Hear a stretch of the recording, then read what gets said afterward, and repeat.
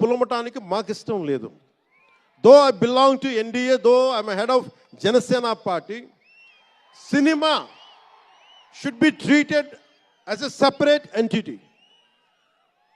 No politics should seep into cinema.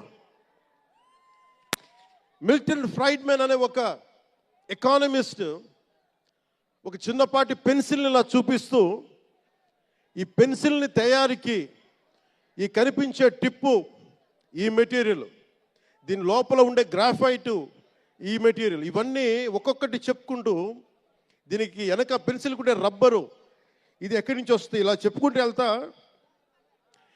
ఇది ఒక్క ప్రాంతం నుంచి రాలా, అనేక దేశాల నుంచి. గ్రాఫైట్ ఏమో ఎక్కడ వేరే కంట్రీస్ నుంచి. ఈ పెన్సిల్కి పెట్టిన మన బ్రాంజ్ రిబ్బన్ను అదేమో వేరే చైనా నుంచో లేదంటే ఏషియా నుంచి. ఈ చేసిన వాళ్ళందరూ ఒక మతం కాదు, ఒక కులం కాదు, ఒక దేశం కాదు. ఒక చిన్నపాటి పెన్సిల్కే ఒక రకరకాల వ్యక్తులు, రకరకాల దేశాలు కలిసి రావాలి. అలాంటిది ఇంత సినిమాకి శంకర్ గారు తమిళియన్, మనకి దిల్ రాజు గారు ఫ్రమ్ తెలంగాణ.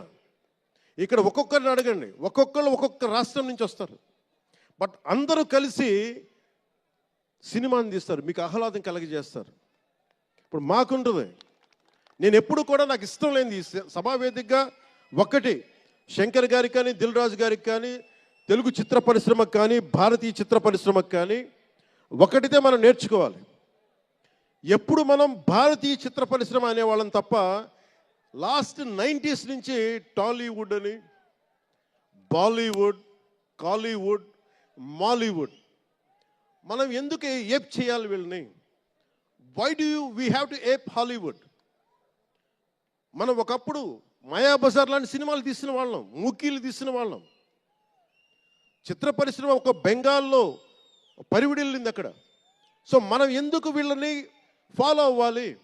వాళ్ళు హాలీవుడ్ డిసిప్లైన్ ఫాలో అవ్వం, Hollywood method of film making follow అవ్వం, Hollywood method of skill development follow అవ్వం.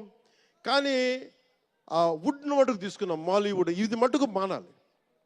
ఎందుకంటే మనకు ఒక కాళిదాసు ఉన్నాడు, మహా కవులు, కళాకారులు, గొప్ప